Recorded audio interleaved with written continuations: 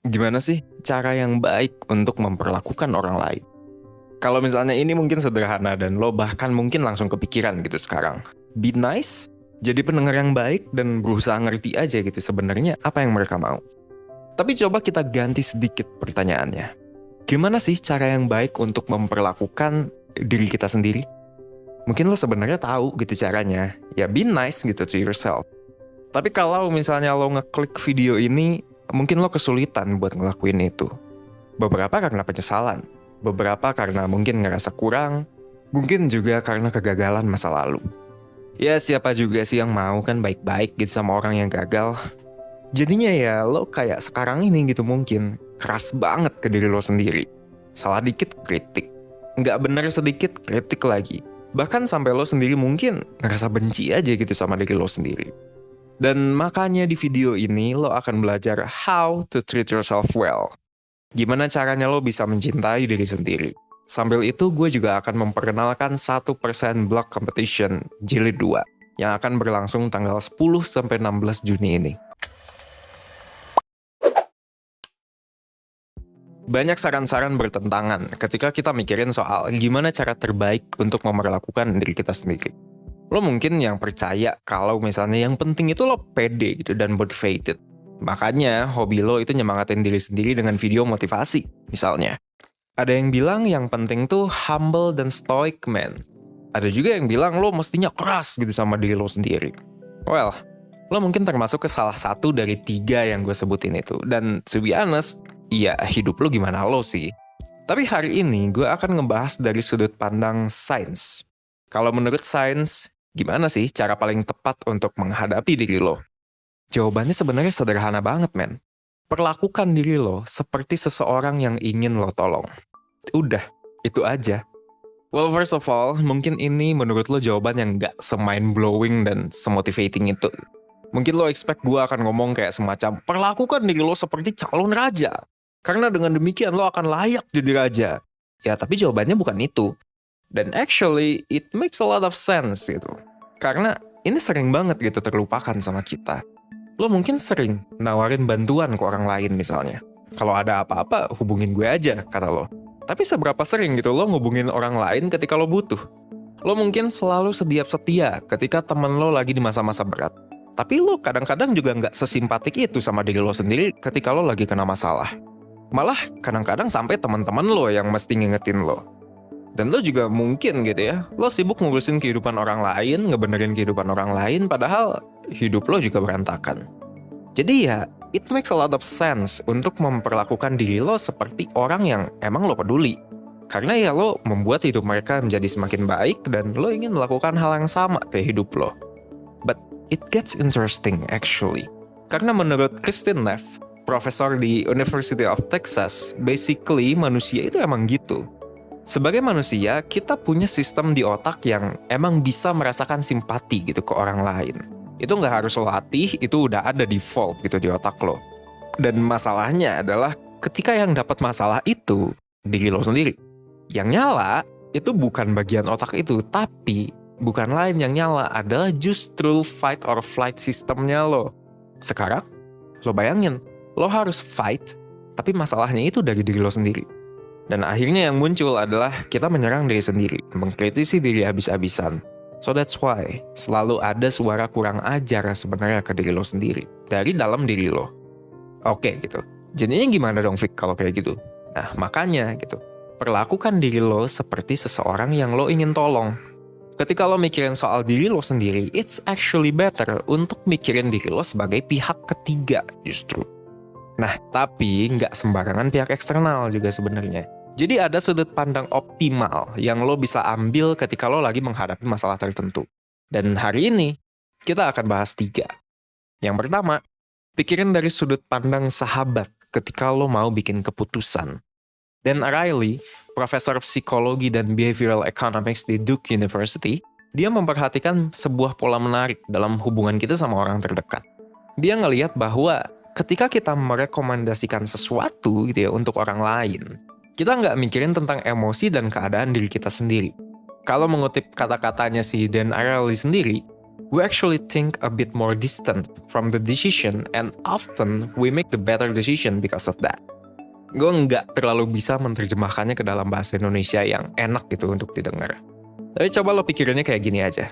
Ketika sahabat lo minta saran ke lo gitu ya, gede banget kemungkinannya bahwa lo akan berusaha untuk ngasih saran yang objectively bener. Beda sama misalnya gitu ya, lo ngasih saran ke gebetan. Ya lo mungkin akan lebih milih saran yang mungkin menguntungkan gitu, tapi untuk diri lo. Jadi ketika lo lagi bikin keputusan dan lo stuck gitu ya, coba pikirin, gimana kalau misalnya sahabat lo yang kena masalah ini? Apa yang akan lo sarankan ke doi? Terus lakuin. Oke, itu kalau misalnya soal decision making. Sekarang kalau soal kesehatan. Kalau soal kesehatan, pikirin apa yang akan lo lakukan ke binatang peliharaan ketika mikirin kesehatan. Mungkin ini kedengarannya aneh, tapi gue yakin kalau misalnya lo punya peliharaan, lo bisa relate sama ini. Penelitian menunjukkan bahwa orang-orang itu memberikan makanan yang lebih sehat untuk peliharaan dibandingin makanan untuk mereka sendiri. Bahkan bukan cuma itu, orang-orang juga lebih taat ketika ngasih obat untuk peliharaan dibandingin buat mereka sendiri. Ya tapi pastinya gue nggak akan bisa nyuruh lo untuk kebayangin kalau misalnya lo itu peliharaan orang gitu. Instead, yang gue saranin adalah coba lo bayangin diri lo itu sebagai caretaker peliharaan lo. Ya bayangin aja gini, kalau misalnya lo sakit, ntar lo jadi susah gitu buat ngerawat peliharaan lo. Makanya sebagai caretaker, lo juga harus care sama diri lo sendiri. Sudut pandang itu yang lo harus tekankan. Oke, itu yang kedua. Sekarang kita ngomongin soal hal yang lebih philosophical, kebahagiaan. Kalau soal kebahagiaan, pikirin nasihat nenek. Apa nih? Kenapa kayak gitu? Nih, kalau misalnya lo sering dengerin 1%, lo pasti ngeh kalau misalnya kebahagiaan itu asalnya dari kepala lo, dari otak lo, dari apa yang lo pikirin. Dan hal yang paling menghalangi lo ke sana adalah ya omongan-omongan lo ke diri sendiri. Pikiran-pikiran negatif lo, ketidakmampuan lo untuk move on, keraguan diri lo ke diri lo sendiri. Dan masalahnya adalah lo nggak bisa juga gitu ngatur kapan pikiran-pikiran ini akan datang. Ditambah sistem fight or flight yang tadi kita omongin, lo kadang-kadang emang nggak bisa banget ngandelin diri lo sendiri bahkan buat ngilangin perasaan-perasaan ini. Nggak bisa, kalau misalnya lo nggak tahu caranya. Coba bayangin orang yang lo tahu, dia itu care banget sama lo. Coba lo pikirin apa yang akan mereka bilang ke lo, soal lo. Bayanginnya, orang yang ketika lo gagal, itu mereka nggak semerta-merta ngejudge lo.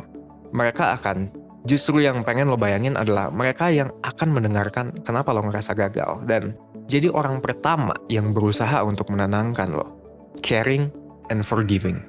Hal yang kita kadang-kadang nggak sempat juga kasih ke diri kita sendiri. Contohnya gini deh, coba bayangin gitu ya, ketika lo lagi gagal diet misalnya. Lo stres, lo sedih gitu karena lo punya kerjaan gak maksimal. Dan akhirnya karena lo lagi stres kayak gitu, akhirnya lo ngemil. Kebablasan dan udahnya gitu, lo ngerasa tambah gagal. Lo tambah stres, tambah sedih lagi. Coba pikirin suara nenek lo atau siapapun yang sangat berarti untuk lo. Dan dia bilang mungkin kayak, sayang, aku tahu kamu ngemil tadi karena kamu itu lagi sedih, kamu lagi stres. Dan kamu mungkin pikir itu akan menenangkan kamu. Tapi ya akhirnya kamu malah sekarang ngerasa tambah gagal. Aku mau kamu bahagia. Jadi coba deh kamu jalan-jalan keluar. Sekalian ngilangin penat juga kan? Dan ya iya udah gitu. Sesederhana itu langkah untuk mencintai diri kita sendiri. Letakkan diri kita di posisi orang yang kita sayang. Posisi yang kadang-kadang kita sendiri terlalu gengsi untuk naruh diri kita. Dan semua itu, 3 hal itu akhirnya bermuara ke satu hal. Mencintai diri sendiri unconditionally. Ujungnya, semua orang akan punya kegagalan. Kekurangan itu udah pasti, penyesalan apalagi. Kalau misalnya lo mencintai diri hanya ketika lo sukses, you're playing a game you cannot win. Padahal, lo nggak harus berhasil terus kok untuk dicintai sama diri sendiri. Cinta yang bersyarat, itu akan ada ujungnya. Padahal, ujung-ujungnya, apapun yang terjadi, lo akan tetap aja layak dicinta. Seenggaknya sama diri lo sendiri. Dan itu semua dimulai dengan menjadi pihak yang baik gitu untuk diri kita sendiri. Lihat gimana baiknya lo ke sobat lo, ke piaraan lo kalau misalnya lo punya, ke nenek lo, ke orang yang paling berarti buat lo. Marilah kita mulai melihat diri kamu seperti mereka melihat kamu. nggak serumit yang lo bayangin kan untuk mencintai diri sendiri. Dan dari situlah perjalanan mencintai diri sendiri versi gue dimulai. Sekarang gue mau dengar versi lo. Lebih tepatnya gue mau baca cerita lo lewat 1% blog competition. 1% blog competition kali ini mengambil tema cinta tanpa syarat untuk diriku. Lo boleh mengikut sertakan tulisan blog dengan topik pemahaman diri, penerimaan diri, dan kesadaran diri. Asal masih relate sama tema yang tadi, it's fine, it's okay. Periode pengumpulan naskah akan berlangsung dari tanggal 10 sampai 16 Juni 2020. So, seharusnya kalau misalnya video ini udah tayang, lagi ada di tengah-tengah nih. Lagi ada di tengah-tengah masa submission. Untuk pemenangnya gue udah siapin hadiah spesial dan tulisannya akan kita jadiin naskah video 1%. Kita akan cantumin juga link blog lo di video yang berkaitan supaya cerita indah lo dibaca sama banyak orang. Buat info lebih lanjut, kayak persyaratan, cara pengumpulan naskahnya kayak gimana, lo bisa akses di link yang udah gue taruh di description box dan di comment section. Nah, about self-love. Gue sendiri dulu punya love-hate relationship gitu sama self-love, self-care, dan sebangsa-bangsanya itulah. Karena gue selalu merasa dulu bahwa self-love dan self-care itu dijadiin alasan gitu kadang-kadang sama orang-orang.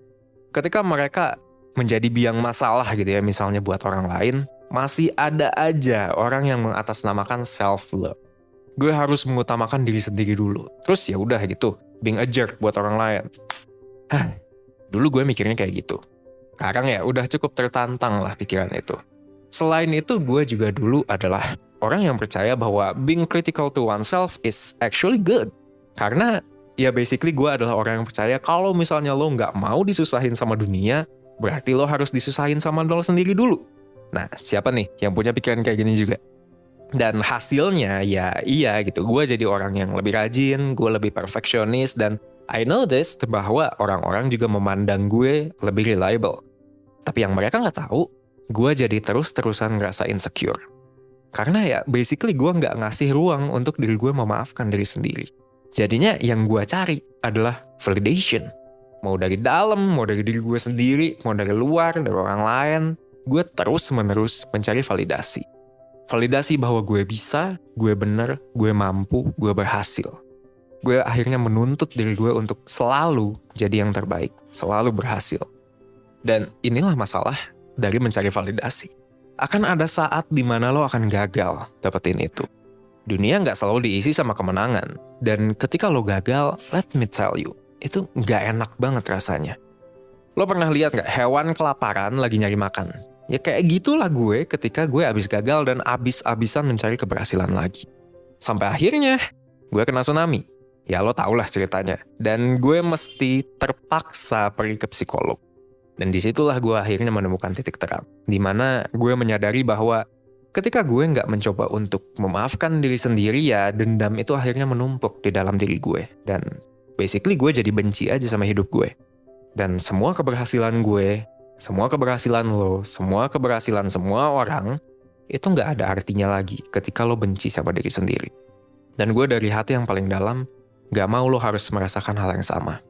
Karena siapa satu-satunya orang yang 24 jam selalu akan ada untuk merawat dan menemani kamu sendiri? Ya kamu. Jadi tolonglah diri kamu sendiri. Ya udah, gue tunggu cerita lo kalau misalnya kayak gitu. Gue Vicky, see you in the next video.